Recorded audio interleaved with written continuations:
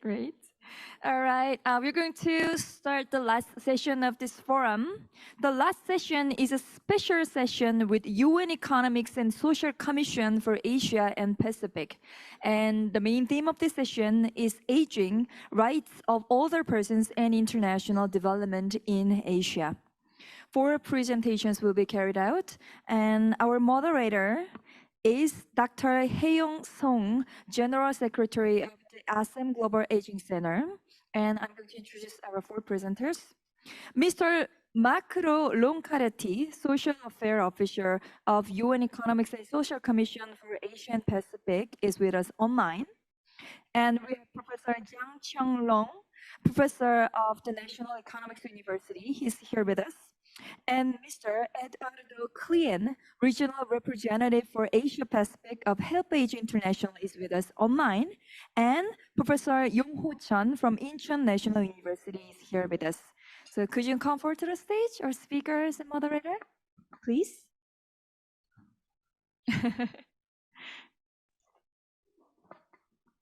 Do you hear me? All right, Professor Yongho Chon and Jang Cheong-long, please be seated. All right, I'm going to pass the microphone to our moderator. Please, floor is yours. Hello, everyone. Thank you. Thank you very much. I am Hae-Yung Song from ASEM Global Aging Center. It's a great honor and pleasure to lead this session, a special session with UNESCAP, the United Nations Economic and Social Commission for Asia and the Pacific. I wanted to say some words before I start in this session. We first, taking this opportunity, I would like to thank UNESCAP, particularly Subin Henning, Chief Sustainable Demographic Transition Section of Social Development Division, who gave us a keynote speech yesterday for supporting our center organizing this special session at this forum. Our center, ASEM Global Aging Center, shares a common interest with the UNESCAP in that we are both very much concerned with and interested in deep demographic changes taking place in Asia and their social implications, particularly for the rights of older persons. UNESCAP has published a number of important reports on aging in the region and been actively engaged in promoting human rights of older persons at the regional level, as we see with this special session today. So aging is proceeding very fast in middle-income countries, and that Asia, that UNESCAP and our center both represent, has many developing countries. In this context, this session aims to extend our discussion on aging in relation to the rights of older persons and the international development. We will discuss these links between aging, human rights of older persons, and international development in Asia, with reference to UNESCAP's Asia Pacific report on population aging 2022. We will have a presentation by Marco Roncarati, the editor and main contributor to the report. We are also happy to announce that our center has published full translation of the report into Korean, as you can see here. So you can download the translated copy at our website, or you can have hard copy at the lobby. So this is a work of our center members. So I hope many Koreans have a better access to this important report. And now we will start the session with a presentation by Marco Roncarati, Social Affairs Officer at UNESCAP. And this will be followed by comments and a presentation by 3 discussants. Eduardo Klien, the representative of Asia and the Pacific, HelpAge International, and Professor Chon Yongho, Professor Chon, from International University, Korea, and finally, Professor Jian Tanlong, and also our center's advisory group, global advisory group member, who is now the professor at the National Economics University in Vietnam. So now I will invite Marco. Are you with us now? I believe I'm with you. I hope you hear Yes. me and see me. Yeah, I can see you now. Thank you very much, and the floor is yours.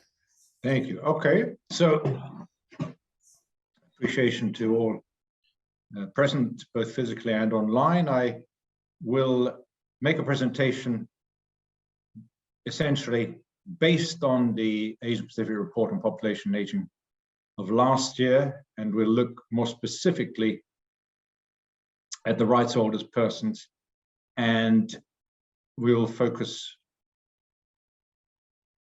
in terms of how older women in particular are being affected by the process, but also the phenomena around the process. So if we can go to the next slide, you'll see that the report is divided into 6 parts, covering largely the MIPA pillars. As you can see, the 2, 3, and 4 there. We had also the first chapter giving an overview of the trends and the way the changes that have occurred, and then a specific chapter on data and research, because that is often lacking. And if we want to have informed policy making or any informed program or intervention, we need good evidence based on good data and research. And then finally, the chapter on conclusions and recommendations. Now, if you go to the next slide, please. Here we'll look at just some of the major trends and the position of Asia and Pacific over the past 60, 70 years and projecting forward another 80 or so years. So we are present more or less in the middle. You can see the sub-regions with the slightly different shadings. The total figure for ESCAP is the dark line. Now the sub-regions, the biggest change is that the South and Southwest Asia sub-region, by the year 2100, by the turn of the next century, that is by far more than double the size of older persons relative to any other sub-region. Currently, there are only 210 million. By then, it will be 840 million. So a tremendous increase in the South and Southwest Asian region, but other sub-regions will also see increases. And the very significant increase is somewhat different to the demographic changes we see. We see falling fertility, so populations are actually declining in number. Now, the cohorts of younger people are actually getting smaller, but it is this expansion at older ages which needs particular attention. So if we could move to the next slide, there we will see just why in Asia and the Pacific there is an urgency to deal with population aging. It is at the outset, and I know Eduardo would very much agree with this, it should be seen as an opportunity. There is so much scope which could be done with this increasing size of older persons if we keep them healthy and educated, or increasingly get them more involved in society, in communities. So the slowest changes you see at the top, mainly countries in Europe, but also Central Asia, and some of them are in the Pacific. Then we get, when we move down to the bottom, we see some of the countries we're familiar with, including the Republic of Korea, where this meeting is being held. In only 18 years, the country moved from the share of the population 65 or older, moving from 7 to 14%. So very rapid change. And with those changes, obviously, we need to try and get many things in place: social protection, pensions, healthcare, employment opportunities, opportunities for community engagement, and so on. If we go to the next slide, we will see this is the composition in terms of females and males. At the lowest age range, the 60 to 64, we see it's almost 50-50, about half of each. When we move to the 100 plus, it is well over 80% of the population is made up of females as opposed to males. So 3/4 to 4/5 or more when we are going from about age 90 plus. So what does this mean? Again, there are many implications. One is that there will be many females living alone or living without a spouse or partner because their husbands or partners would have already died. So maybe they will not have the pensions or the income security to keep them going in terms of a wholesome existence. And obviously, this is where social protection needs to be urgently applied, but also we have to look back in terms of a life course. The disadvantages women face in old age are largely an accumulation of disadvantages they faced throughout the life course. In education now, there aren't significant changes or differences rather between males and females, but in employment there are. Female labor force participation tends to be very low, especially in South and Southwest Asia. Women tend to get paid much less than men, on average about only 70% of men for the same jobs. Women then leave the workforce for childbearing, some never come back. So all in all, they tend to have far fewer contributions to any social protection systems and have much less income security in old age. So these are things which need to be changed. We need more flexible work arrangements. We need also more attention to reducing the gender disparity in terms of pay, but also having opportunities for women at younger ages to join the labor force without the cultural, often, barriers that are being faced. If we move to the next slide, please, we look at the survey we held between 2021 and 2022 as a voluntary national survey on implementing MIPA. And the responses by member states, this is the number of member states, you'll see that the greatest concerns or the greatest priorities are around health. So health promotion and well-being throughout life. Older person HIV and AIDS is an interesting one because, again, they're often people who were in younger cohorts and were affected by HIV and AIDS have now become older, and maybe they no longer have the protection they used to have from an income security perspective, but also in terms of the healthcare provisions and services they require. Mental health, number 5 under health, is also a significant priority, and that is becoming of increasing concern globally, not only in Asia and Pacific. The increase in mental health conditions, including dementia, Alzheimer's, for example, and many related conditions are stretching healthcare services, but also pushing for a need for long-term care.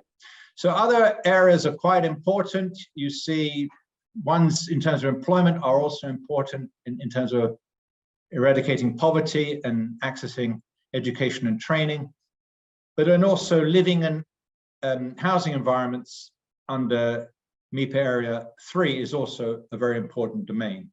If we move to the next slide, please.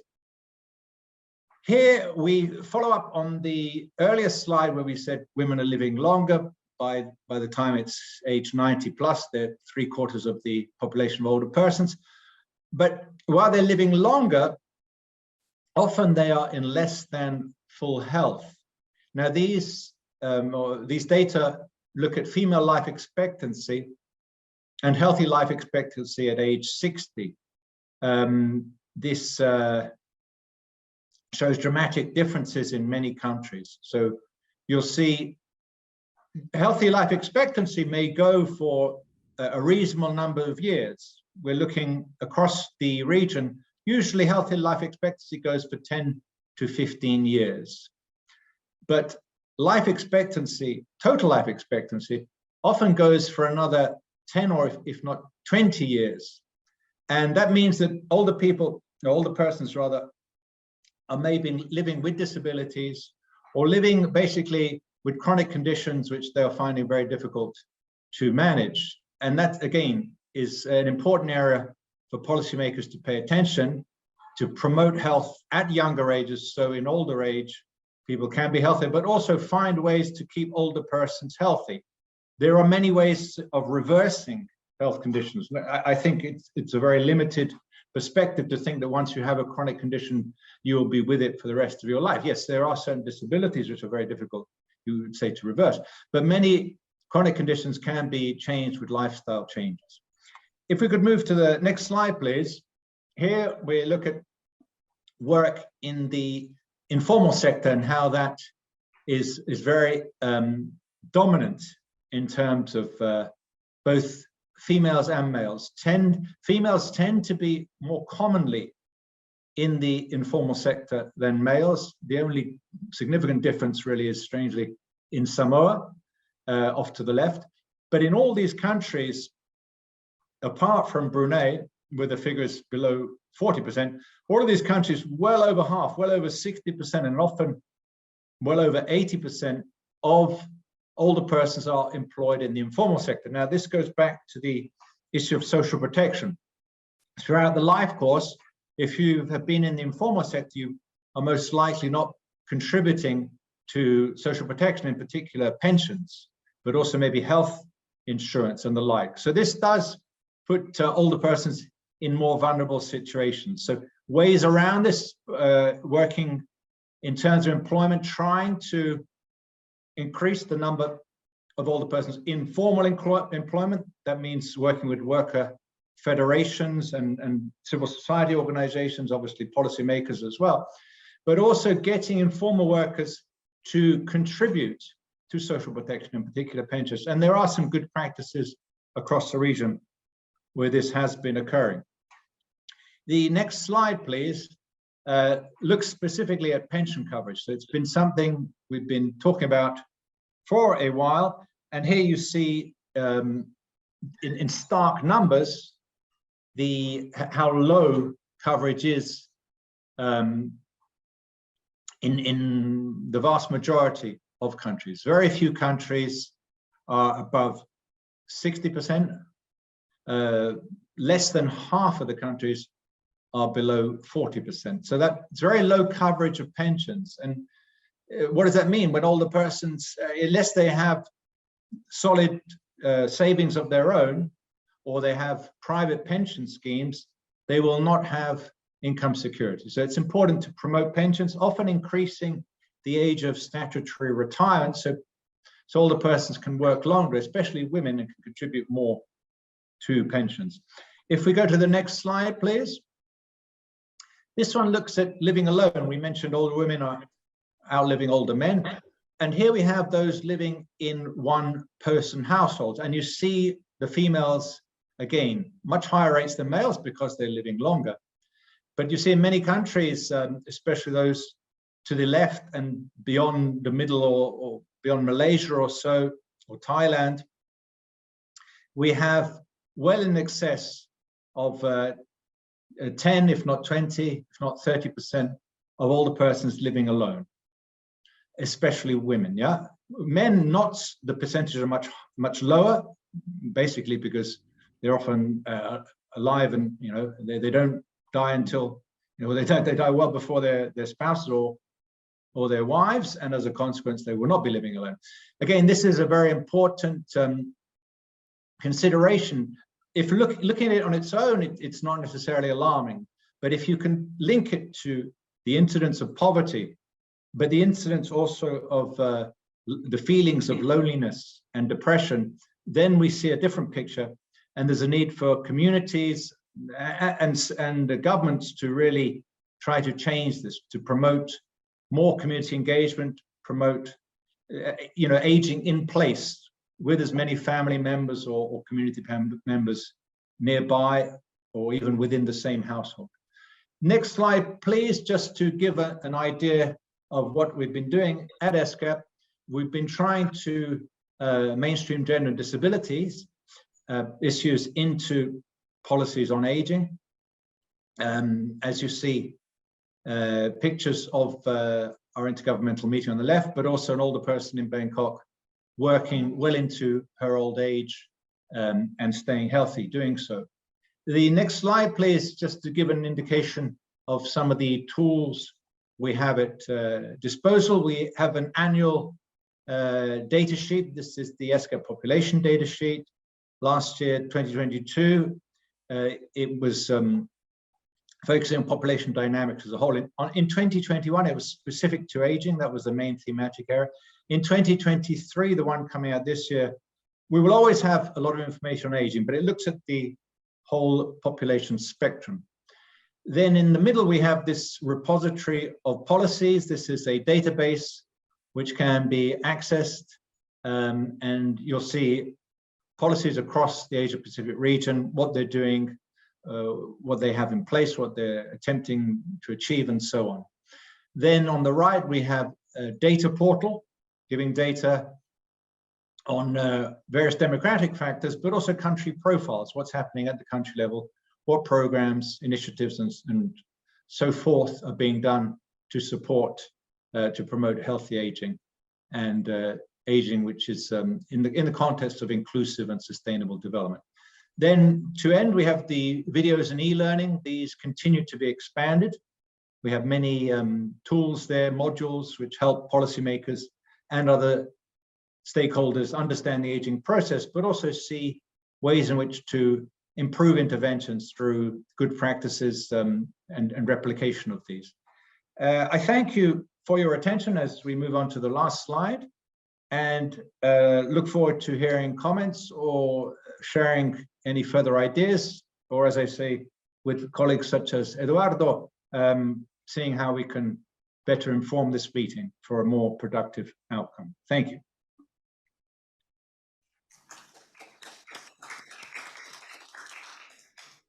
Thank you. As far as I know, Marco can stay only another 20, 30 minutes. Is that right? Well, I thank you. I can stay a little bit longer. I will be on a flight to London this evening, so I'll stay as long as I can. I will try and stay until the end of the first hour. So apologies for that. It seems that everybody who is attending our conference is all busy. So if you can stay, we'll leave discussion towards the end. Well, as I say, I can stay, let's say, until your time. I think it's 5 p.m. I can stay until 5 p.m. 5 p.m. So I don't think we have enough time. Okay, so we will receive questions or comments if anyone who wanted to comment, or is there any comments or questions on Marco's presentation?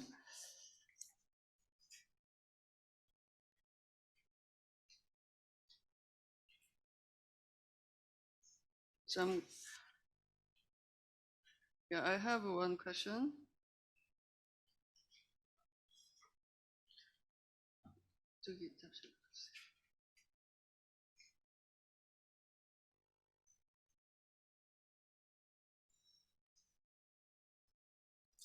Yeah. So it's written in Korean from Seoul Welfare Foundation. Thank you very much for your question.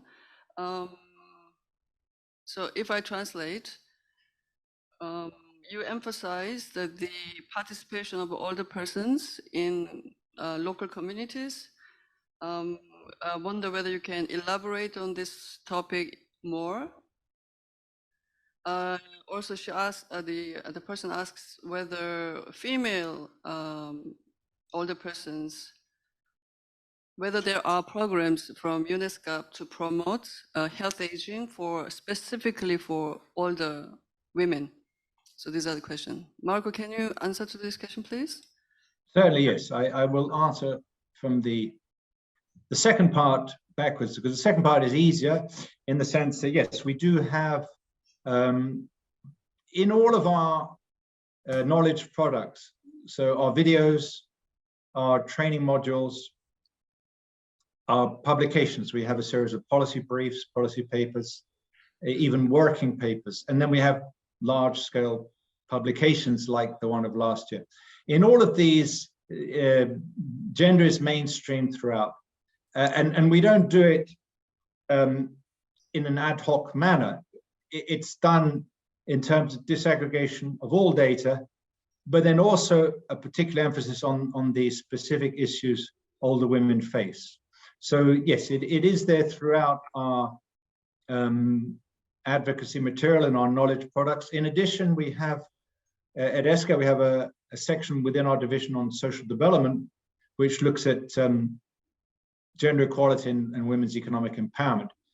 And we work with them on, again, publications, promotional material, e-learning modules.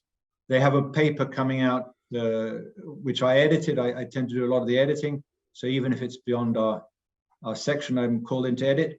And this paper is on older, it's mainly on women and climate change, but a large component of that is on women. So there are many sections looking at why older women in particular are vulnerable to climate change and disasters or hazards. So there is a lot of emphasis on the challenges, but also the opportunities faced by population aging, in particular related to women. The first question on community engagement, ESCAP is an intergovernmental platform. So we work mainly on the policy level. We try and share good practices, but they tend to be more of policies. And I know we have with us Eduardo, and I would be sure that he would be in a better place to answer questions of what is going on at the community level, including good practices. So I would leave that for him to follow up. If there are any other questions I could respond to, I would gladly do so. Thank you. Thank you. I seem to have a lot of questions, but as a moderator, I should restrain myself from asking. Are there any more questions on the floor? Yeah.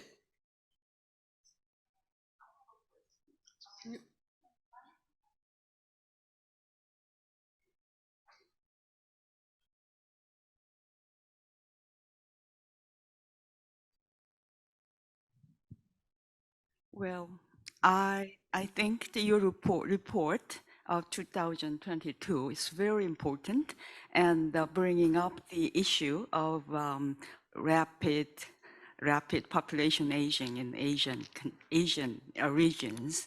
My question was, in the preface of the report, you mentioned that it was the sort of fourth review and evaluation of the MIPA. Am I right? Yes. And so my question was that, are you very much interested in the following up the MIPA at the international level, and how much you are interested in the pursuing the UN Convention on the rights of older elderly people? That was perhaps this is a bit different question, but I'm very much interested in the UNESCAP's role in pursuing the international UN Convention for the aged people. That's it. Thank you very much for the questions. The first question, yes, we will continue monitoring, reviewing, promoting the objectives laid out in MIPA. Our aging program is one of the most important programs within social development, purely because if we look at the demographic makeup of the region, we have so many societies that are rapidly aging.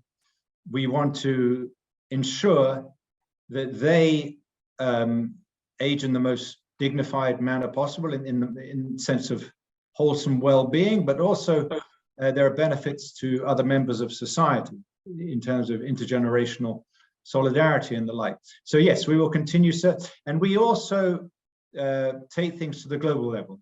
So from the Asia Pacific level, we have our regional reviews, but then they feed into the global reviews, and we will certainly continue to do so.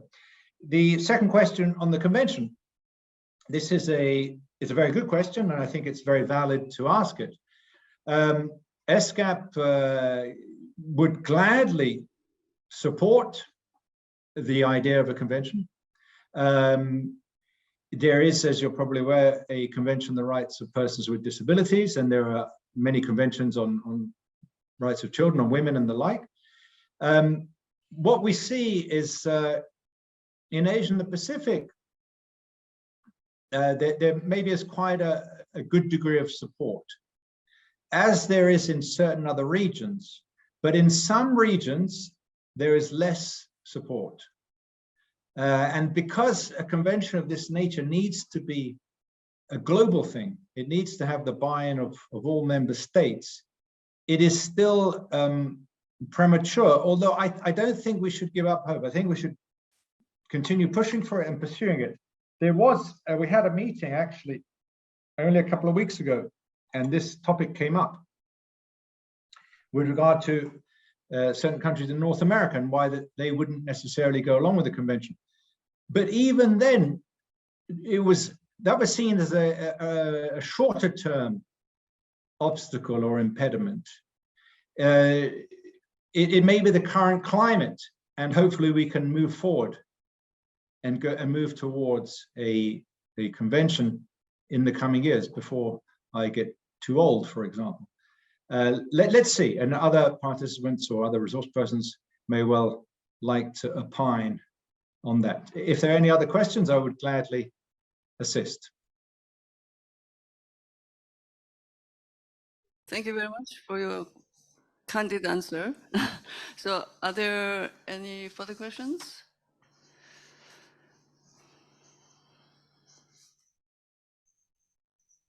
Okay, I hope that you are able to stay longer, but then we now move to the comments or presentation by Eduardo Klien, the HelpAge International regional representative of Asia the Pacific. So if I introduce briefly about his career, for the last 30 years, he has worked in the area of social and economic development, working with academia, governments, and international organizations. Mr. Klien has performed in senior roles in international organizations in Latin America and Africa.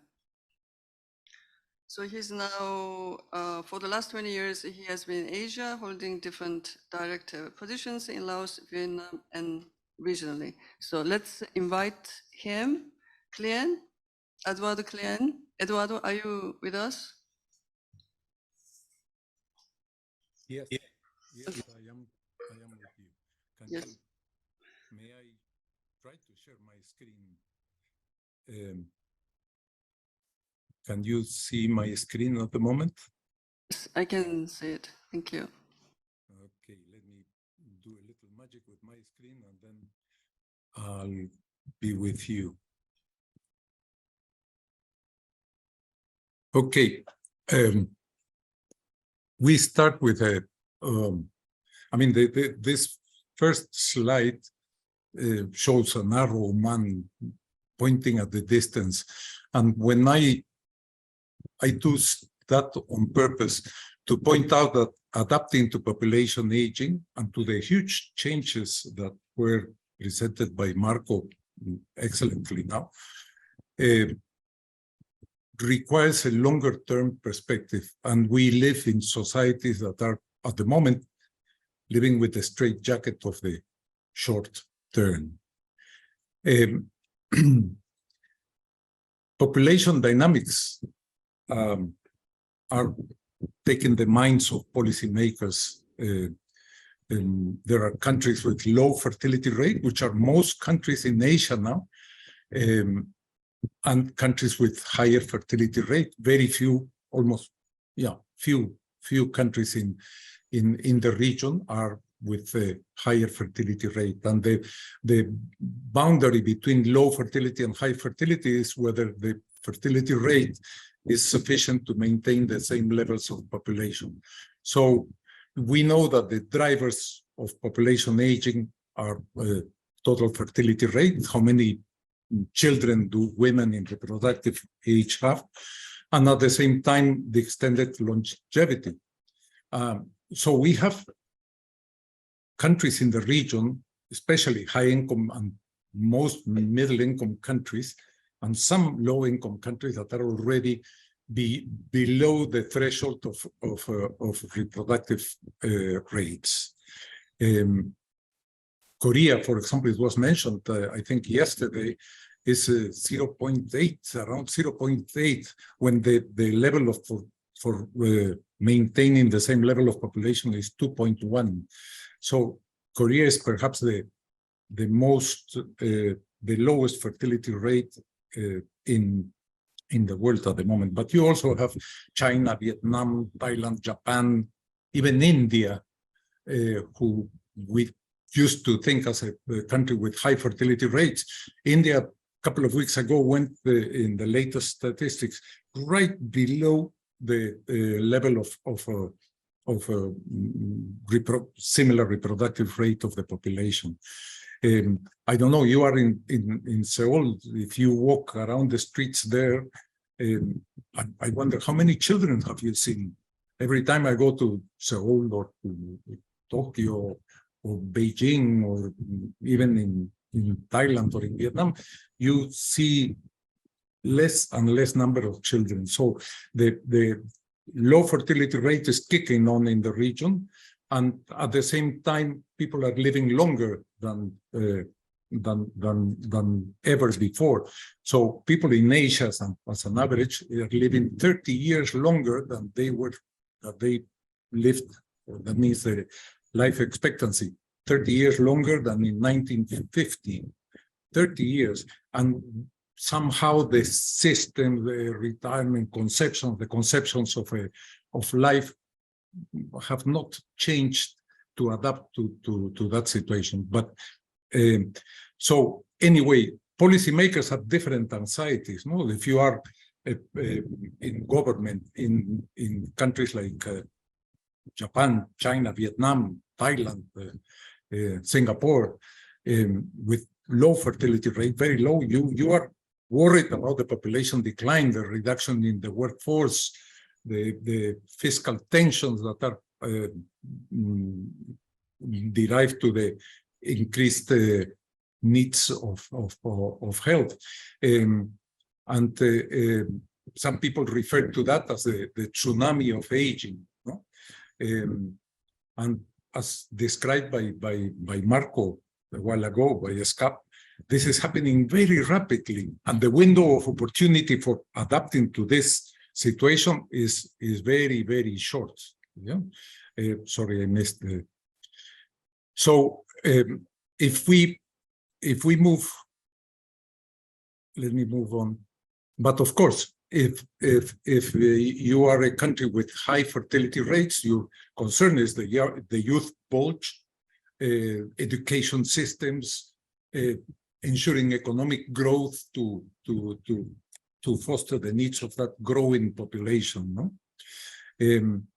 But these processes of population aging are happening at the same time that other mega processes are taking the mind and are at the forefront of the transformations of the 21st century, climate change amongst them. Climate change and population aging are both predictable. Both have deep social and economic impacts, transformational implications. But the way to handle those, to deal with those, is a bit different. Let me explain. For climate change, you have the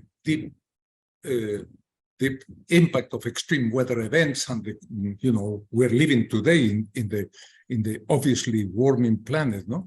And there are two courses of action. One is mitigation, and the other is adaptation. So populations adapt to the unavoidable extreme weather events, or almost they are unavoidable weather events. You prepare your coastlines, your cities, you prepare for droughts, for floods, for extreme heat. For all those conditions, you need to adapt, and older people in particular need to be prepared for that because they are disproportionately affected by those extreme weather events. But in climate change, you also have the possibility of mitigation, you have the other course of action that is necessary, which is reduce fossil fuel emissions, the renewable energy, carbon capture and sequestration, all the ways that humanity is developing, not fast enough, unfortunately, but to reduce the speed, process, and depth and scope of climate action. But if we move to population aging, you also have deep social and economic implications. I don't think I don't think we can see any sphere of life that is not going to be affected by the drastic change in the demographic configurations of our societies, whether it's work, whether it's health, whether it's education, culture, social behaviors, family sizes, etc., etc. But then you don't have the option of mitigation. You only have one option, which is adaptation. Mitigation would mean reduce lifespans or forcefully increase fertility rates, and those are not possible course of actions. No? So the question is sort of a Shakespearean question. No?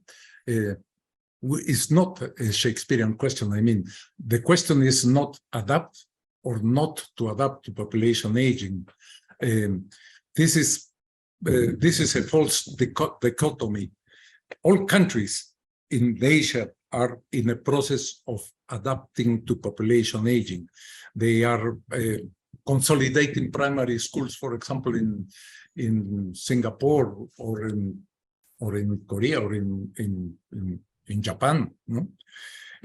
Less children in primary schools, so you need to merge different primary schools. I've seen that happening. No? Or you can, governments work on changing the mandatory retirement age of the population who are in the contributory systems, or they adapt the health systems to provide, to deal also with non-communicable diseases, which are an inherent consequence of population aging. No, so the real question. So there is not, as I said, the binary option, no, adapt or no adapt. The question is how you adapt. Are you developing long-term views to creating a more integrated adaptation to population aging? Most countries currently are doing those, piecemealing or going through sectorial processes of adaptation, as I said, in the health system or the retirement ages or care provisions, or like yesterday we're discussing how to expand the home care facilities in the countries. No,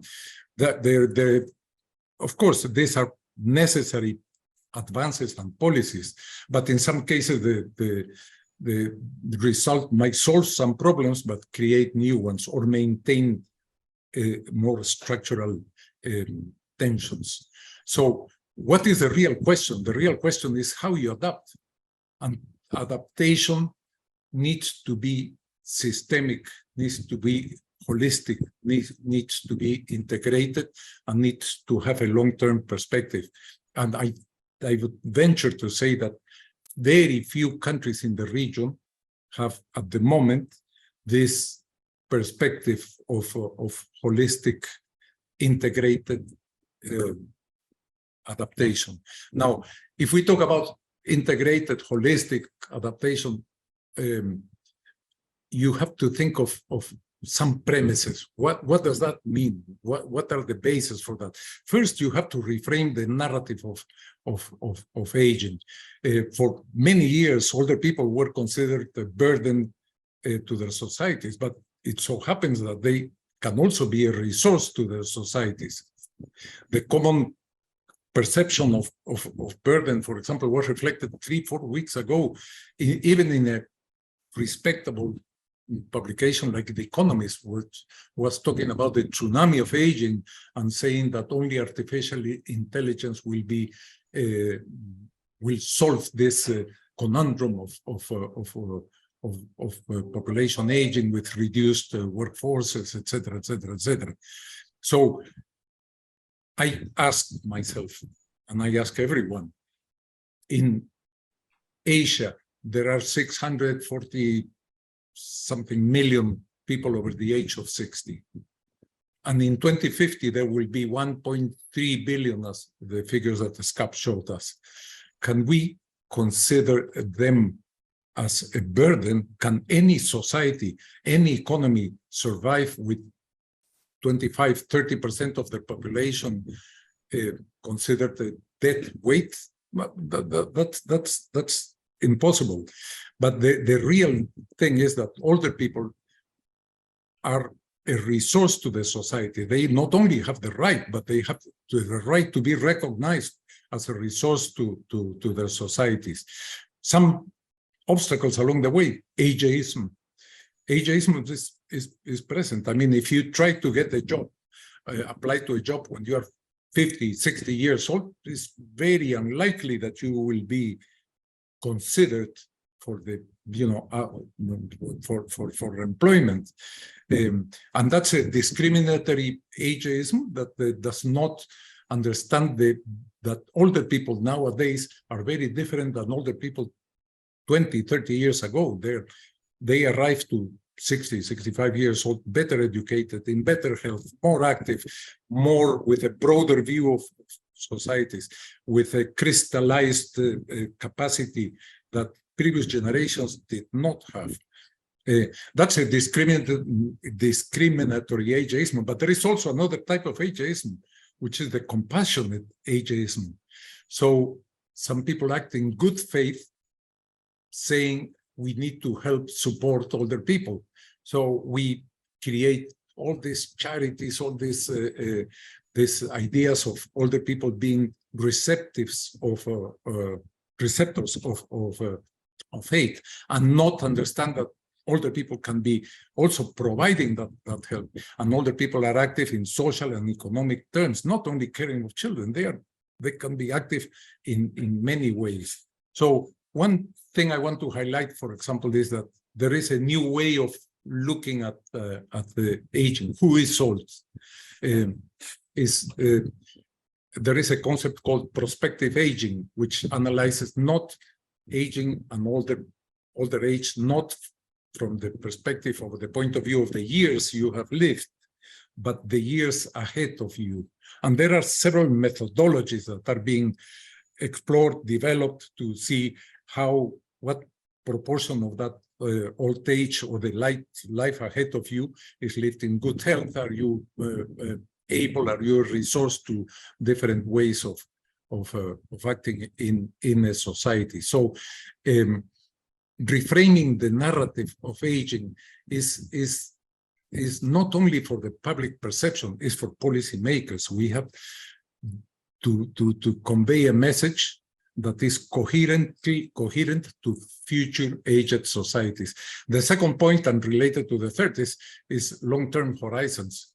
If we continue focusing on the short term, even on the situation of older people today, and maybe in the next 2, 3, 4 years, the demands that we have on care, on all that, and we respond solely in relation to that, then we might be missing the opportunity to rethink societies in a way that their systems are adapted to this drastically different demographic situation, demographic configuration of societies, and so this view has to be systemic, holistic. For example, if you are talking about declining work age populations, then this is related to women's rights, is related to lifelong learning, is related to healthy aging, is related to work in old age, is related to community organizations and social connections. So the need to think holistically is crucial in this aspect. The other point is the centrality of rights. The rights of older people and people of all ages are at the core But if there is no comprehensive adaptation to population aging, we could risk pushing for a convention of the rights of older people, and having a convention of the rights of older people where supposedly is mandatory for all governments who sign a convention, but it would end up being a declaration of good intentions if the systems of work, of health, of education, of social protection, of community organizations are not in place. The next premise is that any redesign of societies, of aging societies, needs to be intergenerational by definition. And what we say intergenerational is intergenerational today and intergenerational with generations in the future. Let me explain. Today, if you have the pilot of a fighter plane, you are at your prime when you are 25, 30 years old. No, you need rapid reactions. But if you're a pilot of a big 747 or a A380, those big, huge passenger planes, probably you would be more in the mature age where you crystallize knowledge, you crystallize abilities of patience, of ability to think beyond the instant, are much more developed, while the younger person is more intuitive, is more rapid reactions. And that is a common trait of the abilities of younger and older generations. So the question is how to build societies that foster, that connect those crystallized with intuitive abilities of the different generations. There have been some experiments at the BMW factory. I was telling some friends the other day, the BMW factory in Germany saw 3 workplaces, 3 workstations doing the same thing, exactly same thing. One was with older people, the second with only younger people, and the third was mixed, younger and older people. And this third one had 15% higher productivity than the other 2 workplaces. So this is only one example of the many that we see in daily life. No? And finally, to see the premises of adapting to population aging, of redesigning societies, it has to be connected to other processes, in particular climate change. Population aging has to do, for example, with a decline in population, with a reduced demand on finite resources, less people, less demand on that, or older people being disproportionately affected by climate change. But older people are also a resource for climate action. For example, people over 50 have the large majority, over I think 60% of the disposable income in the region. The pension systems that are largely funded by older generations nowadays, or people in the older ages or 40s plus, can disinvest in fossil fuel industries. The patterns of consumption of different segments of population, the older or younger, are different patterns of investment. It also has to deal, this redesigned population aging has to link with artificial intelligence, with robotics, and also with inequalities, not only within generations, but also intra-generational. And sorry, the second point of intergenerational is that if we don't redesign societies today in a more comprehensive manner in the next 10, 15 years, the next generations, those who are young today, will be suffering the effects of those tensions in those societies. When I say balancing temporal perspectives, I need to say we tend to focus on older people today, older people in the next few years. But if we add population aging, we'll see how the adaptation to, or the response to the needs of population aging today can be more durable if it is linked to population aging and future older people. Now, I just want to finalize by saying some examples, some things that are emerging in Asia on adaptation to population aging. As I said, there are some countries that are having this holistic thinking, no? But some points I want to highlight is rethinking and redesigning communities. The role of communities has come to the forefront in the last decade or so. After neoliberal conceptions, individualized societies, but the world is regrouping the role of communities. Yesterday, in all the presentations related to aging in place, communities have had a crucial role, but communities, we have multiple examples, and I think there was a question before, in older people movement, older people associations. China has more than 590,000 older people associations that partly are mobilized, can be more mobilized in terms of keeping healthy aging, of ensuring home care services. And Thailand has 30,000. Vietnam is developing the intergenerational self-help clubs, which have become national policy, and they are expanding throughout the country. I had the privilege of being there 2 weeks ago, and it is amazing to see the engagement, the participation, the commitment of those multifunctional organizations. No? Another thing that is coming in the region is the thinking of long-term care strategies in a very integrated manner. Before, last 10 years ago, wherever I went, I mean, I was asked about the care of older people, and they would talk about care homes, institutional strategies only. HelpAge Korea, by the way, I see Mr. Chon in the audience, worked in a groundbreaking program in ASEAN countries of home care program, of developing home care strategies through civil society, government, engaging different actors. No? But nowadays, now there are long-term care strategies being defined that are comprehensive, that go from the home care to the institutional care, looking at financing, workforce,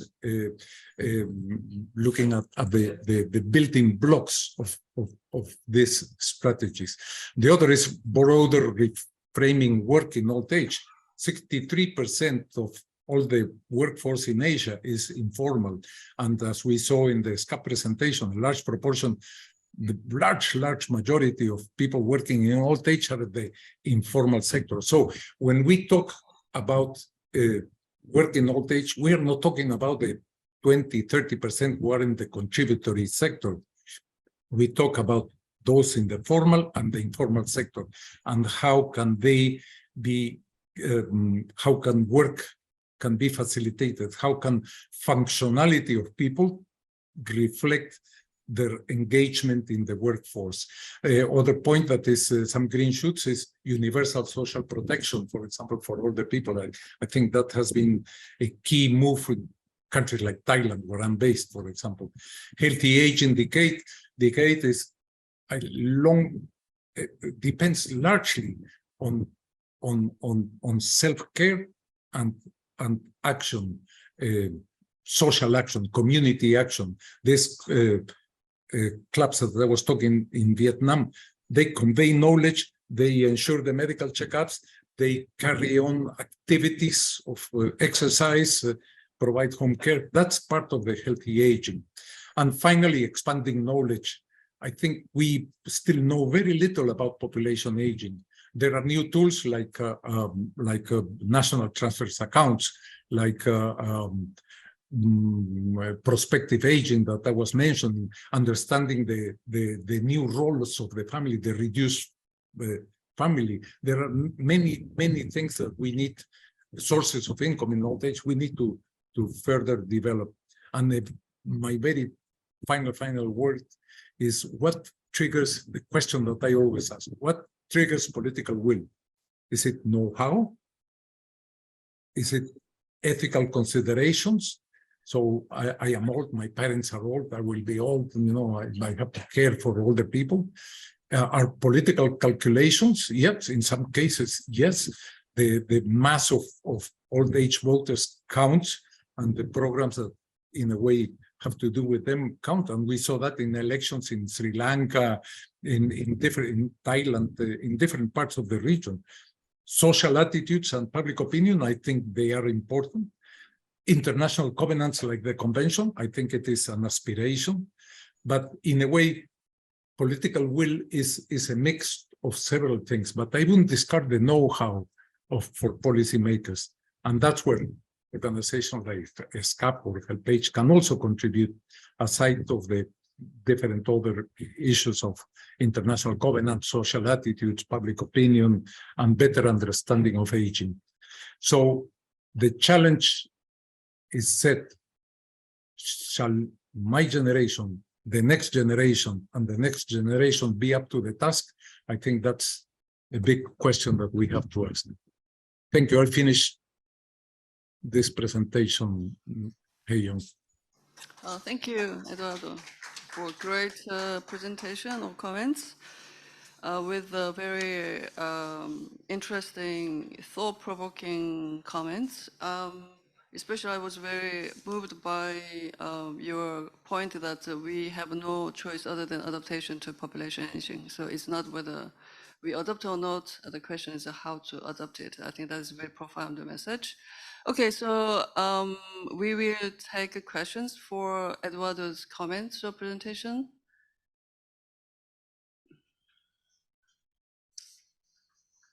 There's no question, but actually Marco told me that there was actually a question from floor about the local engagement of women, the older persons in Asia. And Marco told me that Eduardo knows better than himself. So why don't you say something about that? As we have no questions at the moment. When we talk about yesterday in the presentation from Kitty from Sweden, the role of communities was highlighted, but it was basically the local government, the municipality linking with the individual. And that struck me as a bit different to the experience that we are having in Asia, where it is community organizations that are not only connecting with each other, not only supporting each other, not only creating space for each other and conveying knowledge to each other, but are also demanding from the local governments, from the municipalities, in some cases contributing to the initiatives of the municipalities, in some other cases demanding for more action, more rights for the people in the organizations. And this could be seen during the COVID. You know, COVID was in a way of clear demonstration of the power and needs of communities in redesigned societies, in aging societies. When COVID first came, I think there was general perplexity all over, no? What to do, no? And we could see that older people associations, for example, in China, in Xi'an province, were immediately building barriers and checking the entrance of who came in or who came out of the village or the community or the neighborhood. It was a way of older people who, with a more moral authority that they have over their communities, ensuring that there was, you know, some initial screening of COVID when very little was known. But then we saw in India, in Vietnam, in Thailand, in Bangladesh, in different countries, the communities, the community organizations, the ones I follow the most, the older people associations, they started connecting with those who were bedridden or those who were isolated, ensuring that in the midst of the isolation, they had provision of food, they had the soap, and they had all the things that they needed, no?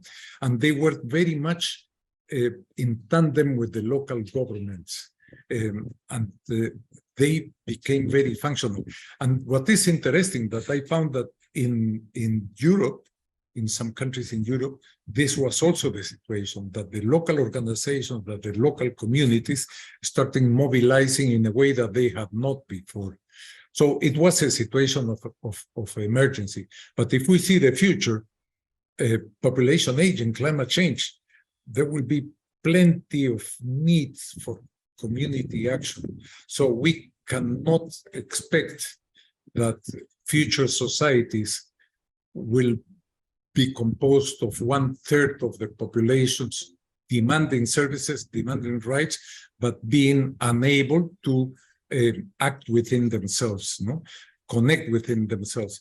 So the organizations that are more impactful now in Asia are those who are multifunctional.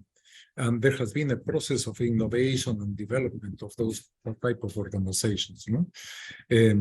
Multifunctional in the sense that the same organization reflects the aspirations and needs of all the people in their communities, because they are not only related to water and sanitation, not only related to health, not only related to connecting socially, they are related to all those, to ensuring income, to ensuring protection, ensuring connection, providing and receiving home care, to having joint festivities, to practicing healthy aging, to conveying knowledge.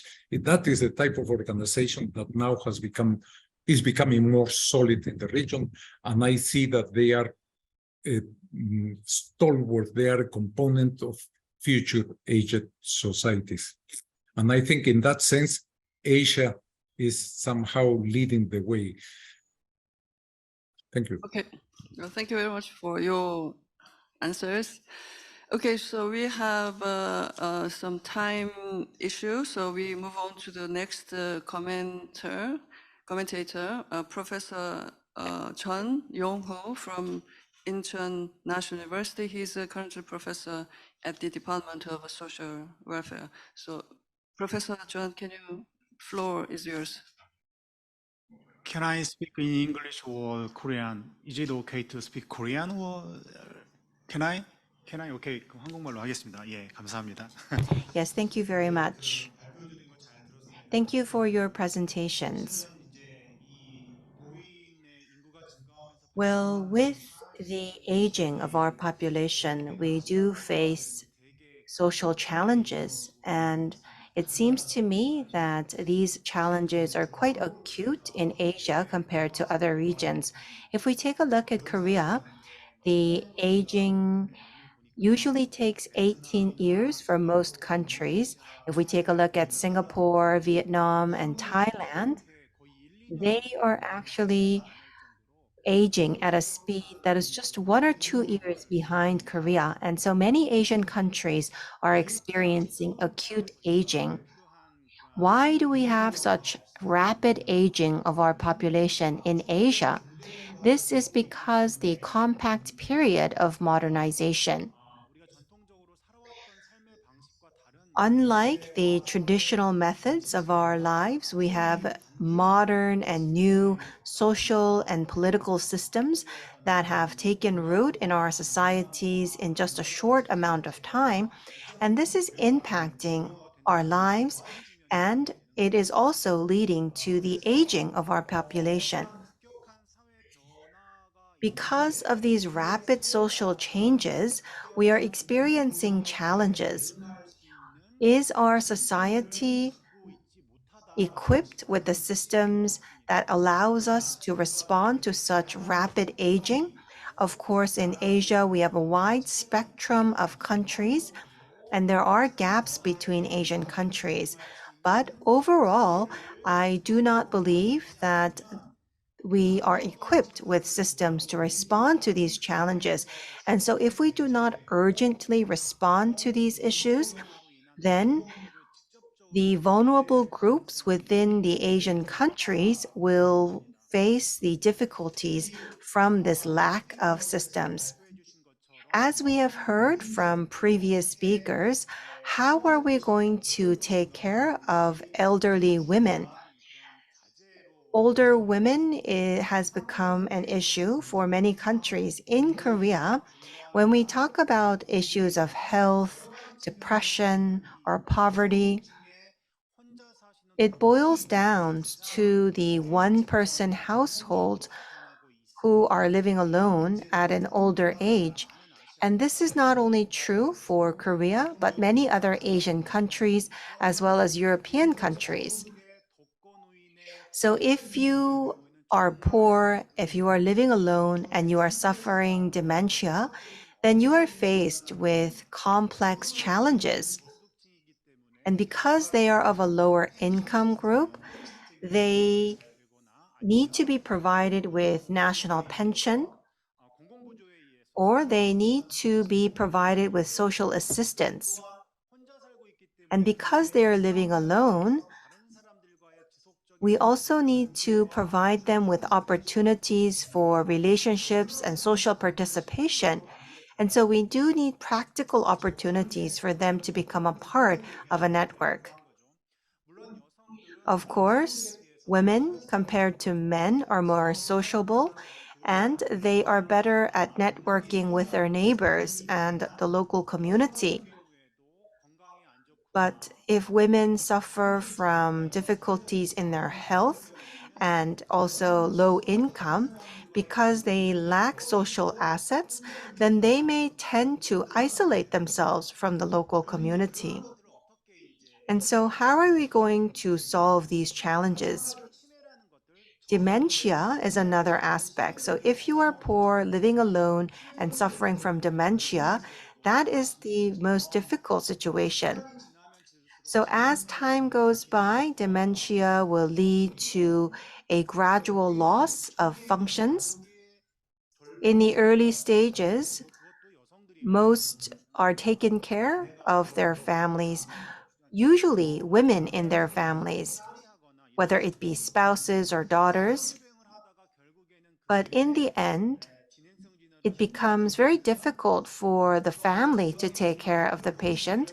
And so if we do not have a care system operated by the state, then inevitably they will have early institutionalization. And so we need to guarantee income, social participation, and care. And this actually is the basic care that the older persons will need, including older women. Many Asian countries, as I mentioned before, went through a compact period of growth. But have we been able to create a decent welfare state? We question this. And so having said that, in the Asian countries, we have rapid aging of our population, and that is why we have acute challenges that are arising. And therefore, there are three sectors that can respond to these challenges. First is families, second is local communities, and third is the state. But if the society changes, and with modernization and urbanization, the situation changes very quickly, then all three parties are faced with great challenges. As you're well aware, if we take a look at families, in the past, economically, socially, and emotionally, families have taken care of older persons. But in today's society, we are seeing smaller and smaller families, even one-person households. In Korea, over 30% of older persons are living alone, and we do see that this percentage will continue to increase. Especially older persons, they need care from their adult children, and that is the traditional method in Asia.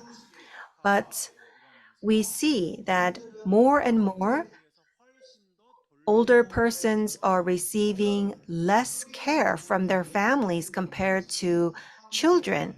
And this is something that we can see in common in the advanced industrialized Asian countries such as Korea and Japan. But if we go to Indonesia, Thailand, and Vietnam, the role of families is still quite strong.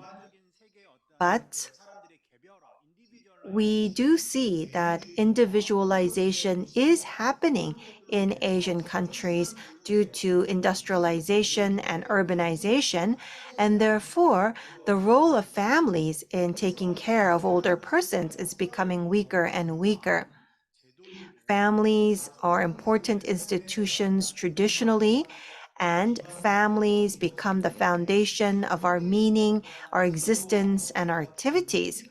But the structure, the role, and functions of families are changing very quickly, and this actually is gravely impacting older persons.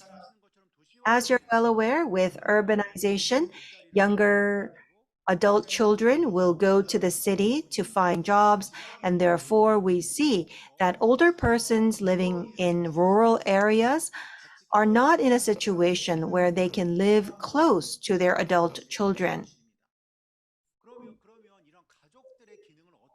And so, how are we going to maintain the function of families and respond to these changes? These are very fundamental issues.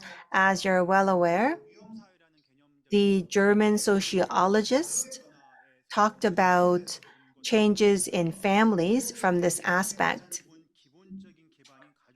And so families are the fundamental units of our societies, and the changes in these families are the biggest challenges that we face. But despite so, there are improvements that need to be made. That actually is the equal role of men and women in families and society. Of course, we live in an era of low fertility, and many people believe that getting married is optional. It is not compulsory, and we see these trends in Western countries as well as Korea and Japan.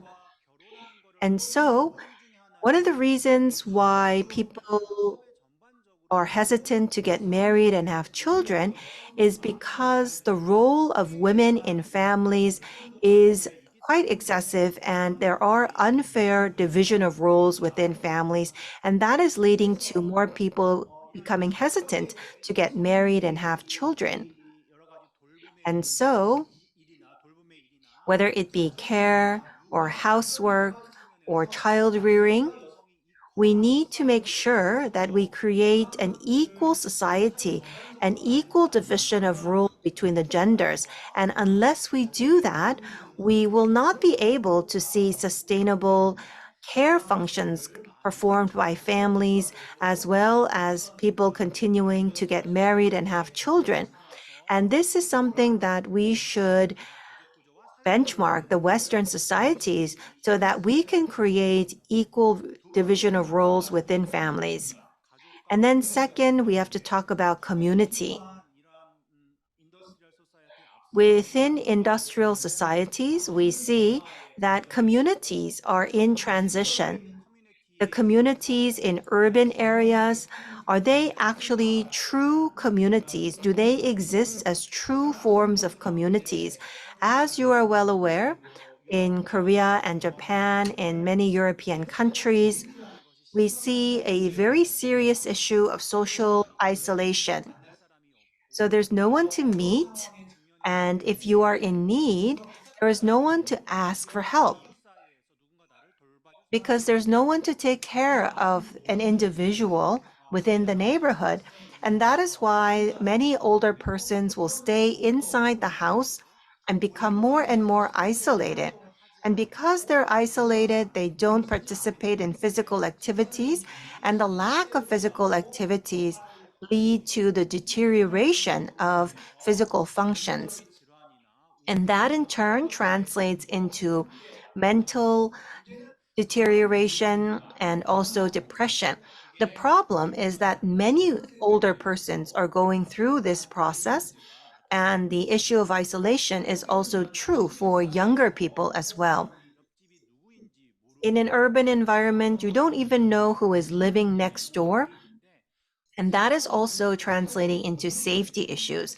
But people are social animals, and so people are able to overcome depression, loneliness, and emotional difficulties by socializing with others.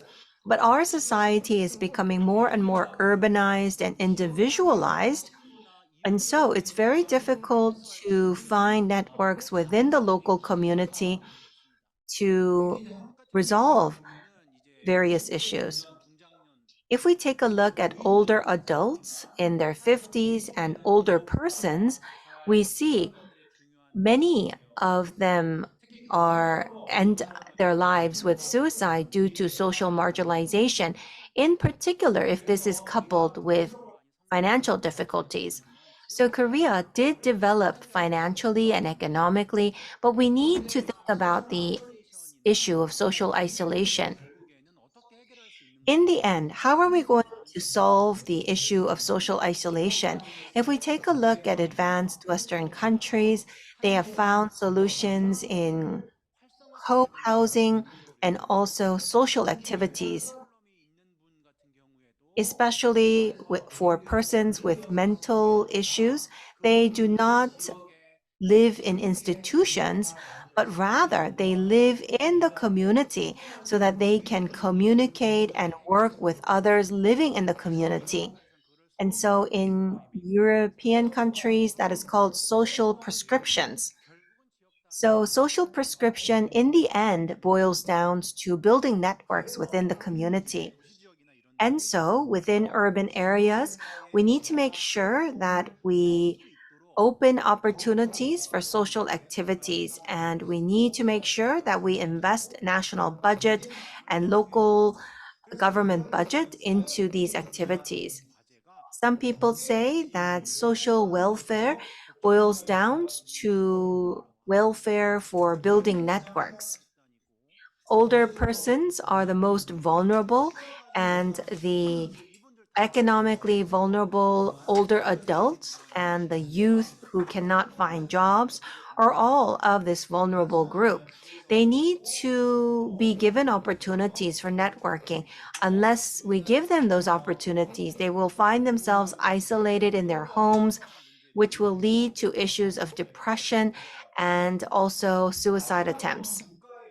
Then I would like to talk about the role of the state. So because the families and communities are in transition and are going through difficulties, we need a strong state. Why do we need a strong state? What does it mean to have a strong state? It doesn't mean that we need a dictatorship. What we need is a strong state that will take care of the physical, psychological, and economic difficulties of older persons. We need a strong state that will actively increase its role as a social welfare state. As you're well aware, in the UK, the social welfare is developed and they are creating a big society, and that is actually decentralizing the role of the state to local communities and local governments. Of course, that is needed to some extent, but human resources and the budget should come from the central government. Unless we do that on the part of the central government, we cannot deal with the deteriorating families and local communities. We talked about social participation, long-term care, and health insurance. All of that needs to be worked on by the central government with their budget. And so, given the complex challenges and the complex difficulties that we are faced with, we need to strengthen the role of the state, and we need to make sure that we have an equal society that has gender equality, not only in our society, but in our families as well.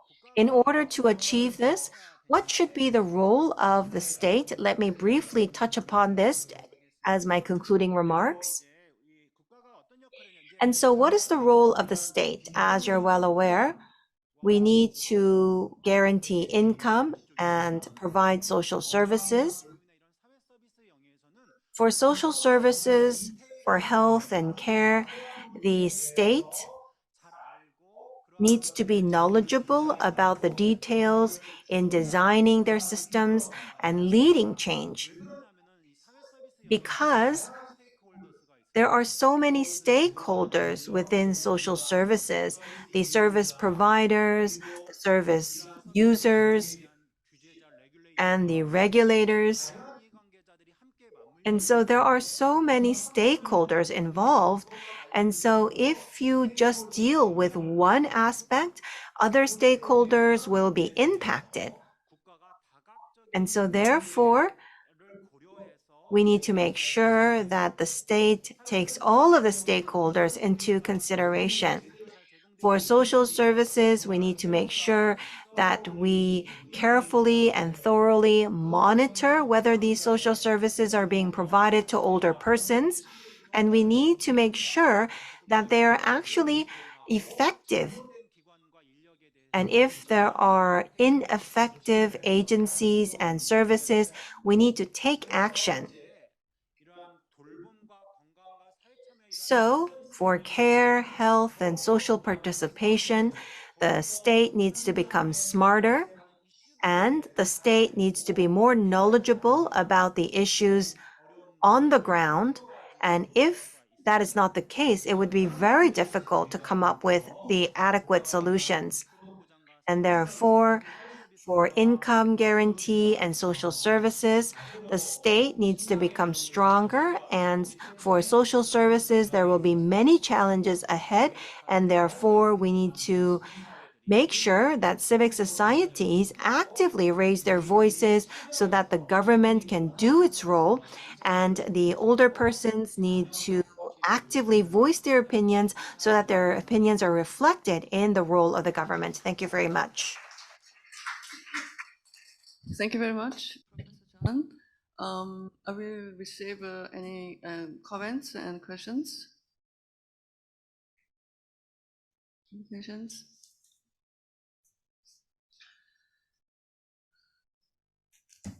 Okay, maybe his comments was crystal clear, so there is no questions. Thank you.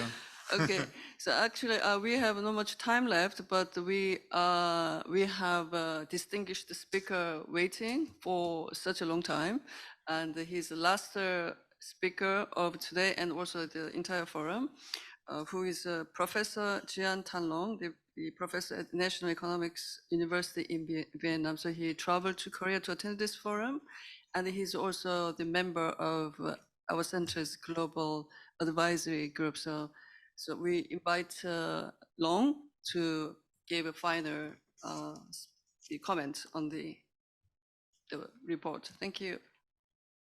Yeah, good afternoon, and thank you very much for inviting me to join this very important meeting. And also thanks to the Center for inviting me to become a member of Global Advisory Group. And today I would like to share some information about Vietnam. Kind of reflection from Marco's presentation about the progress and challenges in implementing the MIPA in the case of Vietnam. So my presentation including 3 parts. The first one, I just talk with you about the aging population in Vietnam. So as you can see in Marco's presentation, Eduardo and also himself, Vietnam was named many times among the country with a rapidly aging population. So I will illustrate with some data from Vietnam to provide to you. The second one, I talk about the progresses and challenges in Vietnam in implementing the MIPA, the Madrid International Plan of Action on Aging. And then, to move forward, I would like to share with some recent reform in Vietnam in order to adapt with the rapidly aging population. And I think that's the presentation by Eduardo already mentioned about whether we should adapt or not. Actually, we have to adapt with the aging population because it is a irreversible, demographic trend in many countries in the world. So the first one is that in recent years, the increase of older population here, I just mentioned about people aged 60 and over, usually account for around 40% of increase in total population. So it's a very significant one. The aging population in Vietnam has resulted from lower fertility rate and also higher life expectancy for both men and women. And Vietnam is now in aging population, but it will soon become an aged population. let me show you some graph here. You can see this is the population pyramid in 2009 and 2019. And as you can see that for children, the population decreased, between 2 years. But for the middle age and also for aging, for the age population, you can see the graph for 2019 is bigger than the 2009. So it shows that Vietnam really, having a bigger number of older people. The second one, this is showing the population projection for Vietnam until 2069. And we divided the population by the proportion of people age 60 and 65 plus, and also dependency ratio. So by this one, by 2036, Vietnam will become age population, because at that time we will have 14% of total population age 60, 65 and over, as defined by United Nations. So you can see that now 2023, so 2036, it means that Vietnam have only 13 years left in order to become the age population. And the next, I provide not only the absolute number, but also the relative number of older people. In this case, we define older people as people age 60 and over, and every 15 years from 2019 to 2034 and 2049. And you can see that in 2019, we have about 11 million people, account for nearly 12% of population. But after, like 30 years, you can see that about every 4 person in Vietnam, we will have 1 older person. And at that time, we will have nearly 29 million people in the total population in Vietnam. So how Vietnam implement the MIPA? Let me have some, illustration for you. The first one, the general challenge for implementing MIPA in Vietnam is the possible of status, so-called getting old before getting rich. This is really challenging for many countries, including Vietnam.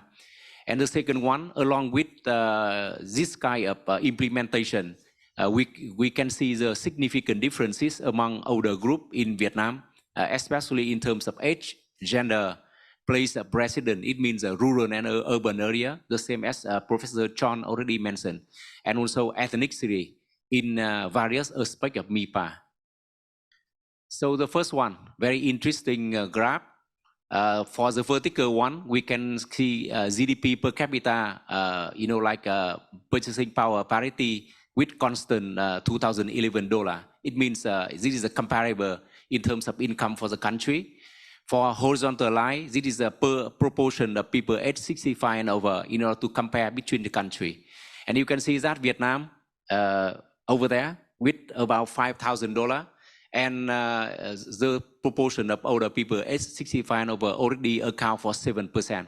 It means that Vietnam already aging and also still low middle income country. What happened if Vietnam moving, horizontally instead of vertically? You can see that Vietnam will, become age before become rich.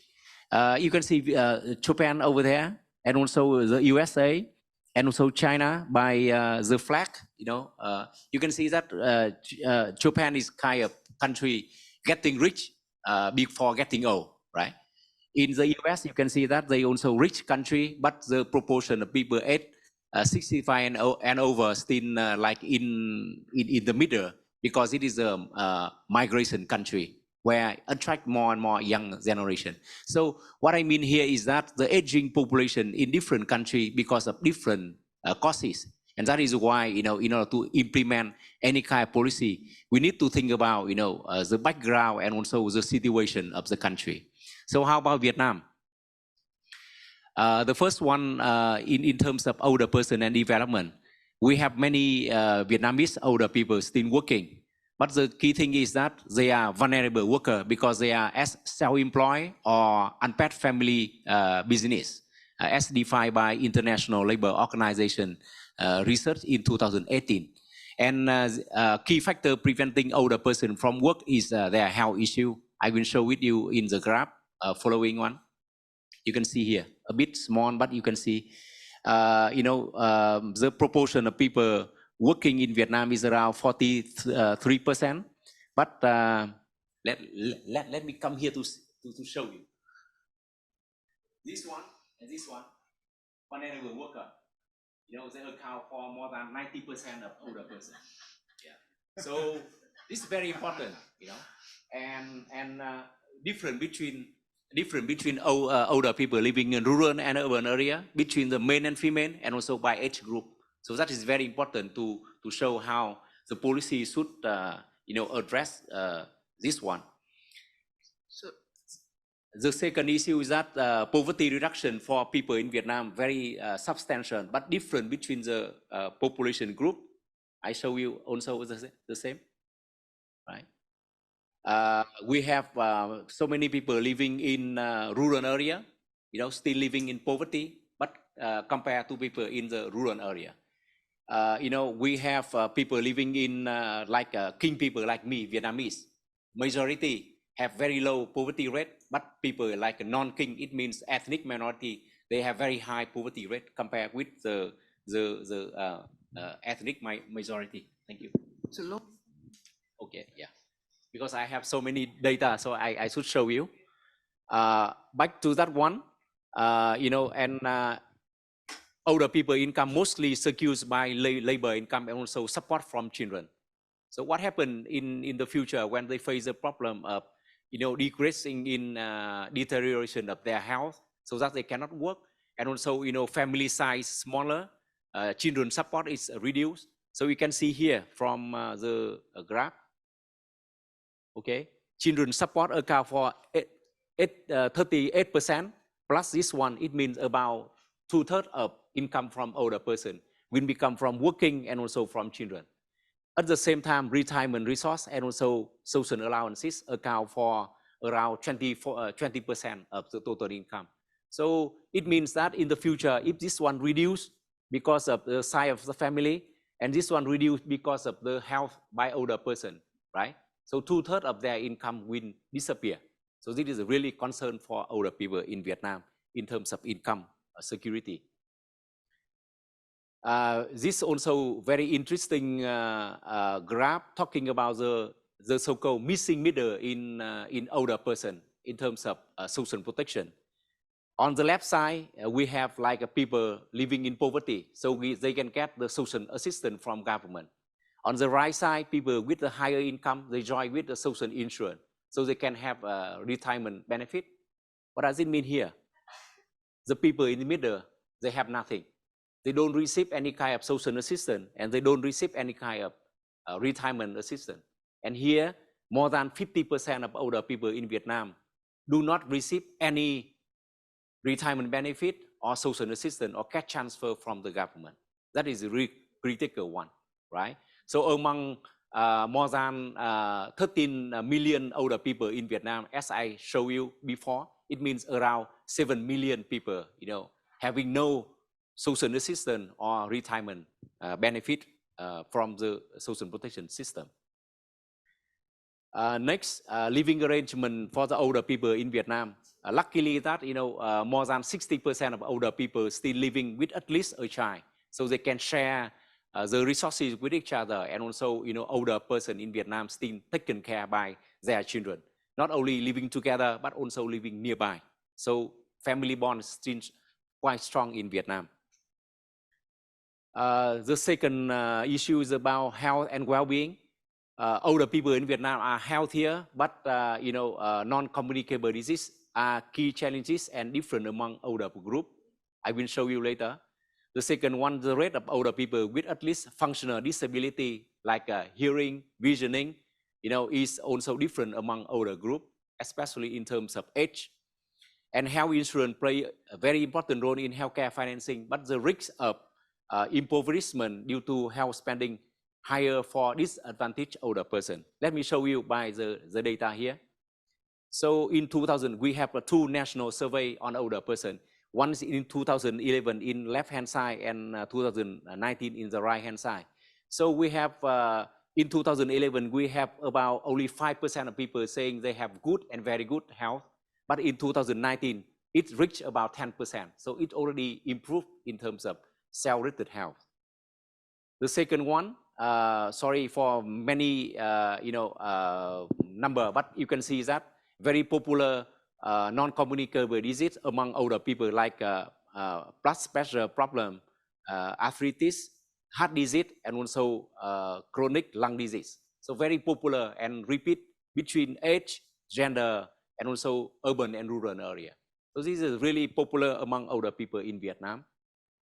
How about the disabled with at least functional disability? It means people with problem with hearing, visioning, etc. So in Vietnam, among nearly 13 million people in Vietnam, we have about 12% of them. It means more than 1.6 million people having at least one functional disability. And of course, they will need some assistance from other people in their daily life. How about the health insurance? As I mentioned earlier, ethnic minority and also ethnic majority like me, right?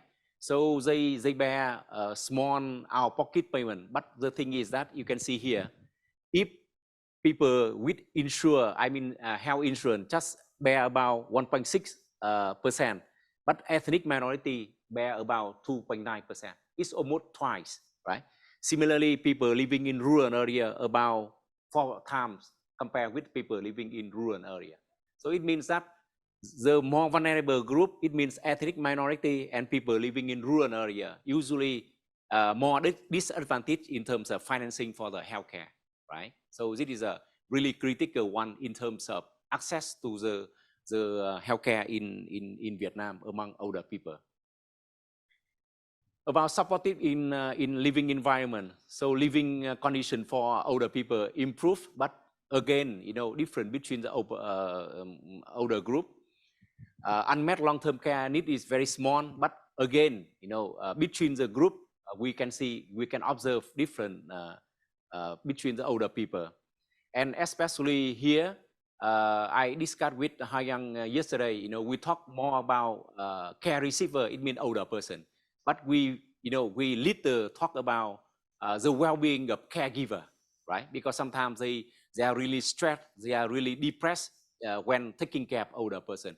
But actually, by literature and also by fact, we little discuss about well-being of them.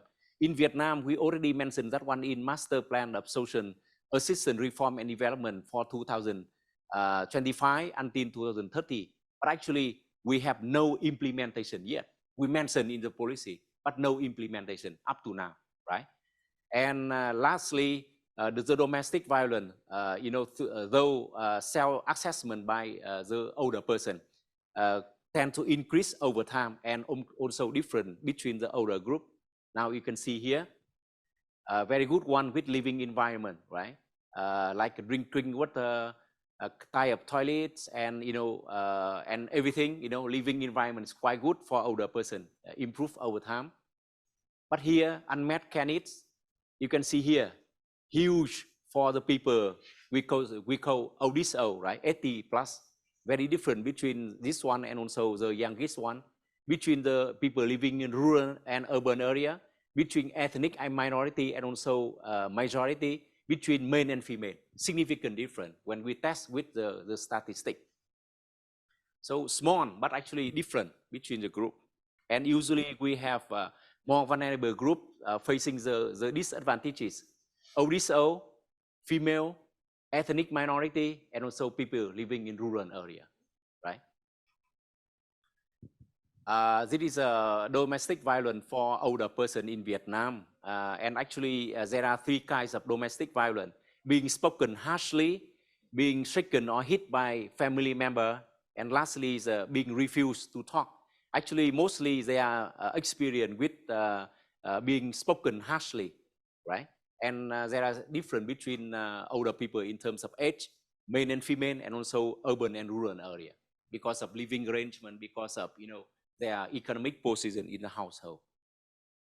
So when we talk about aging population, remember that we talk about older person now and older person in the future. So when we set up the policy, it means we have to prepare not only policy for the current older person, but we need to prepare the policy for future older person. It means young generation. And that is why I do agree with Eduardo when he said about the intergenerational, issue when we talk about the strategy and policy for older person. And that is why in Vietnam, as a member of advisory group to Ministry of Labor and also Ministry of Health, I also joined with some kind of, revising and also amending some kind of laws here. The first one, Constitution, the newest one in 2013, emphasis on the care, protection, and promotion of older person. And this is the highest legislation in Vietnam. And the second one, the law on the elderly, and we expect to amend it in 2024, I mean next year, where we mention more about the care for older person. The social insurance law in 2014, now we try to revise the retirement and social pension benefit, right? And I am also working with the Ministry of Labor in revising this one. I'm working directly with them. And social health insurance in 2014 also, we talk about long-term care insurance and a lot of experience from Korea, from Japan, now also discussed in Vietnam, how to design the system. And the National Plan of Action for Older Person until 2030 already approved by the government. And also down there, under law, we have a number of decree and regulation under consideration. So we, again, we don't mention only about the current older person, but we look in the future, So we look back to the people age 30 or 40. So how they are doing, in order to prepare with the older person in the future. Thank you very much for your attention. That's my comment and also sharing with experience from Vietnam. Thank you. Thank you very much for your patience. You waited for such a long time to give this excellent presentation.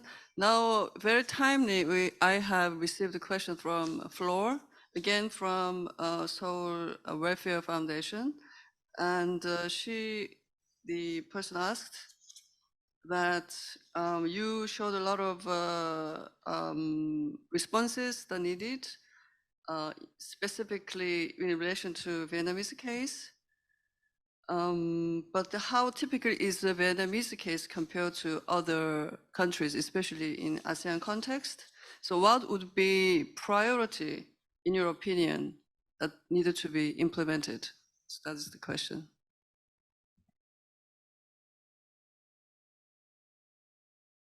Thank you for a very interesting question.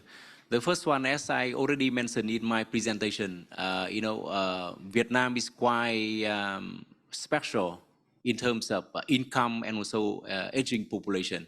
As I said, Vietnam is one of the most rapidly aging population in the world, not only in the region but in the world, according to the United Nations Population Fund evaluation some years ago. But at the same time, Vietnam is still in the low middle income status, and we hope to jump up to the middle income maybe by 2 or 3 years. So with the very low economic base facing the rapidly aging population, I think that is the greatest challenge for Vietnam to implement any kind of policy for older person. But from that, it doesn't mean that we stop and we stay there, and not adapt with the aging population. As I shown also in my presentation, that Vietnam also really active in producing different strategy and policy for older person. So according to the government of Vietnam, we are following some kind of mindset for so-called successful aging. That is a triangle. The equal triangle.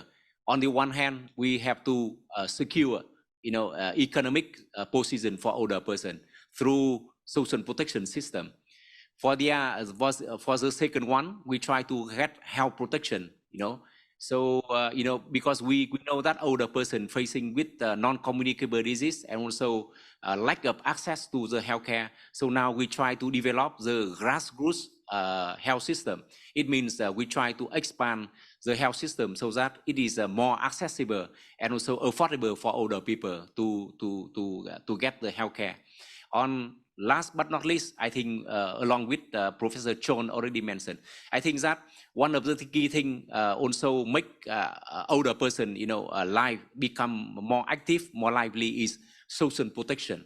That is why in Vietnam we also develop the community-based, activity for older person, and especially through the intergenerational self-help club that Eduardo already mentioned in his presentation. So where we can provide a lot of activities for older people, not only healthcare, but also for cultural activity and income generating activity, so that they can, secure their income at the same time to get, protected by healthcare at the commune level.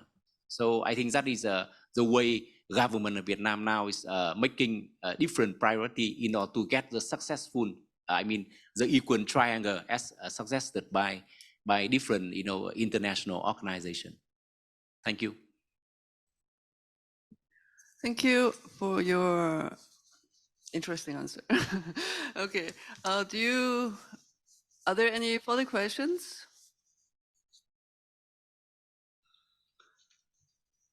Oh, no. So we have questions from floor.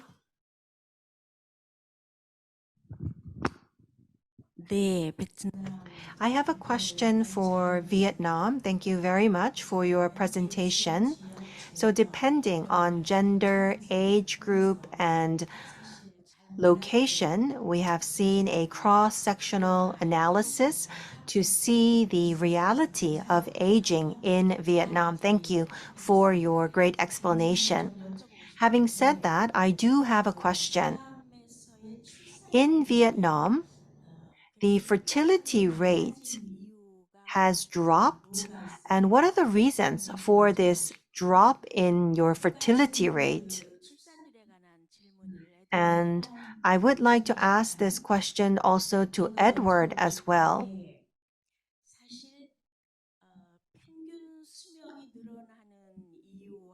The reason for longer life expectancy and the drop in fertility rate, the two reasons are obviously very different.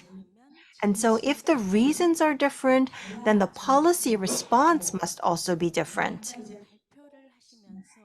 In the presentation, we have heard that concerning aging, we must adapt, and fertility rate, there's not much that we can do. So we are seeing a drop in fertility rate, but I do see that countries like Sweden and France have used policies to bring their fertility rate back up. For example, providing welfare services for women who give birth to children, housing benefits. Other policies have led to an increase in fertility rate. And so I don't think we can say that there is nothing that we can do for fertility rate, because that leaves us with just an aging population. In your presentation, you did talk about some countries with higher fertility rates. And so what do you believe is the reason for countries with high fertility rates?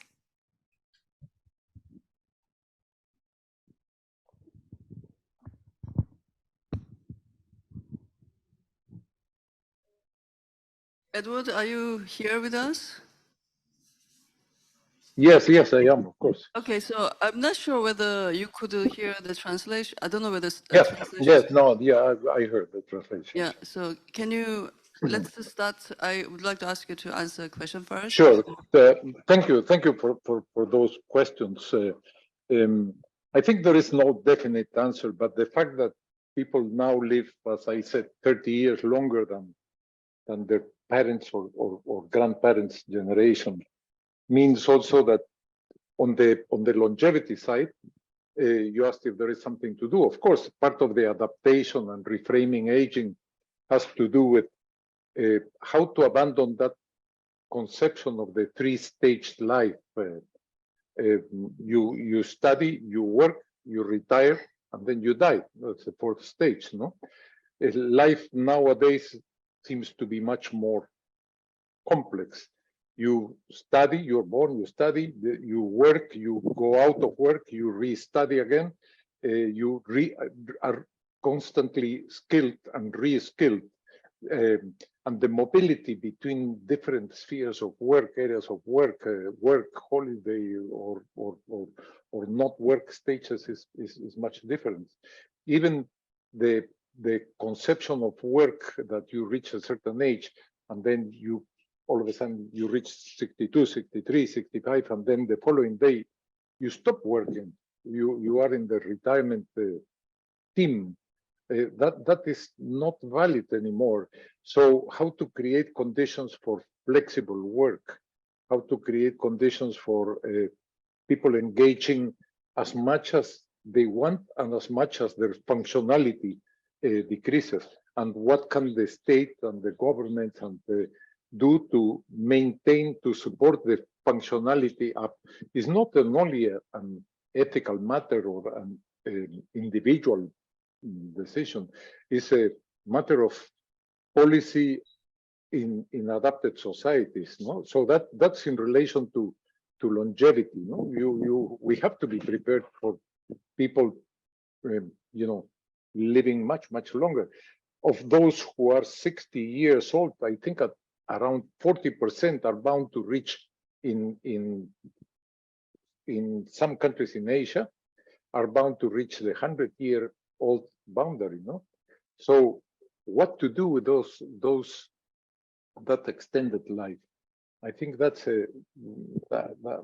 is something to consider in adaptation. In terms of the total fertility rates, how to increase, you mentioned the cases of Sweden, Germany, even Japan, China are experimenting, are trying to get those total fertility rates up. Sweden had a very minor increase from, I'd say, 1.2 to 1.3 or 1.3 to 1.345. So there was some increase following policies that created conditions for mothers to have children and at the same time perform professionally, to have healthy activities. That means child minding, childcare facilities, leave for father and mother after giving birth, after mother giving birth, etc. So they have had some small changes, but it's not the drastic change that would reverse decline in population, much less. Even Japan, for example, I think a month ago or so, I was reading some articles that in some province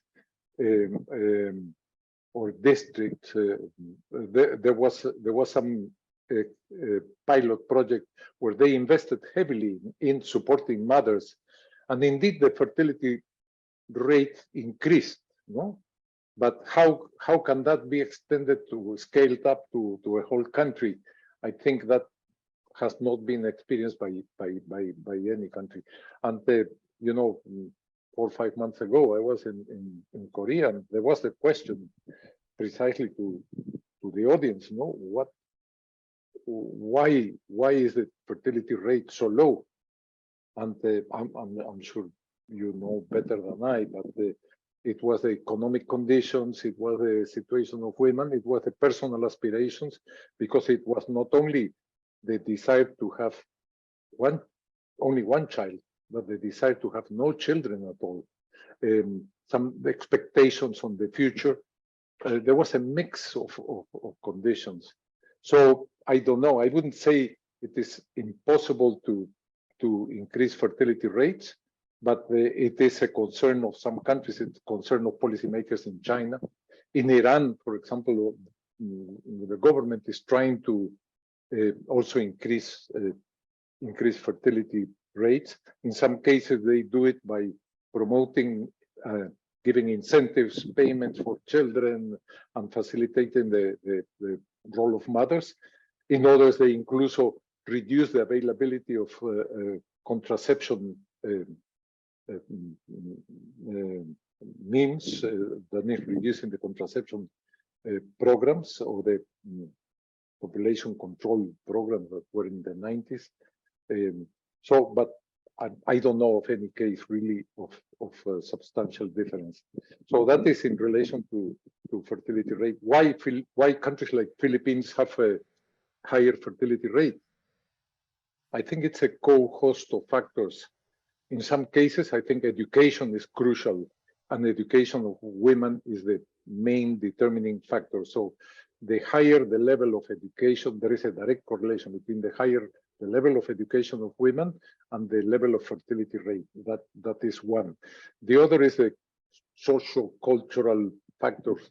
Philippines is a very religious country, and the religion was not very promoting availability or promoting or having a positive thinking towards population management for women, deciding how many children would they have, and that was the case of the Philippines. No?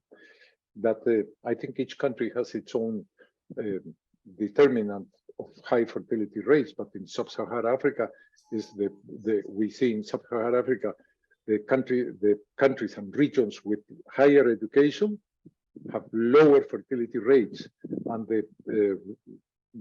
being the reverse the case, lower education, much higher fertility rates, higher poverty, higher fertility rates, lower levels of poverty, lower levels of fertility rate, and that is related to education as well. No? I don't know if I answered your question, Madam. Yes. Okay, so finally we move to Long's answer. Okay, thank you very much for the question regarding about Vietnam. Currently, the total fertility rate in Vietnam is merely about 2.1, so almost like a replacement rate. But according to the statistic, after 3 decades, it reduced from about 3.5 to 2.1. So very quickly, because of some strict family planning policy. But here I just want to explain that I really go along with what Eduardo just said. Because in Vietnam, between men and women now, they have quite equal in terms of access to education system. And therefore, the education level for men and women quite similar to each other. And that is why, they also join with the labor market, and female already improved in terms of economic power. So it means economic empowerment for women, one of the key factors contributing to their role in the household and also in deciding the fertility. And that is why we have lower fertility rate. And the second one is that Vietnam moving very fast from the agriculture economy to the industrial and also service country. And therefore we get less manpower for the agriculture. And previously, the household usually they have more land or less land. It depends on the number of people in the household, right? And once we have to work with the agriculture things, we need to have manpower. It means we need to have more men in the household rather than women. And that is why we have problem of son preference, some decades ago. But now, because we have less issue in that one, so the son preference become less and less. I think that also happened in Korea some decades ago, right? Last but not least, the cost of living in Vietnam also increasing very rapidly in recent years. In the past 10 years, something like that. So especially for the urban area, and that is why when having one more baby, we have to think about the cost of education, the cost of healthcare, the cost of housing, etc. But one thing that I just want to share with you is that in Vietnam, we are concerned about the unequal distribution of fertility. For instance, in Hanoi and Ho Chi Minh cities, just like mega city in Vietnam, we have very low fertility rate, but that is a migration city. So we don't care much about the low fertility rate. But for some province, because of our migration and also lower fertility rate, we can see that fewer and fewer people living there. And that is why the distribution of people, population in Vietnam, very different between the mountainous area and also plain area and also urban and rural area. And that is also affect a lot for economic development. So that I think that we are concerned about the declining fertility rate, but more importantly, we are concerned about the distribution of population between the provinces and region, rather than, you know, like declining the fertility rate. But of course, we learn very good lesson from Korea, from Japan, with a very low fertility rate, you know, how to make it up a bit difficult, right? Thank you. Thank you very much, Long, for finalizing answers for all the concerns we raised or questions we raised. Okay, I will, as we are already at the 6:10, so I close the session. I thank all the speakers and participants online and on the site, the venue, for showing interest and engaging or participating actively in our discussion. Thank you very much. Bye.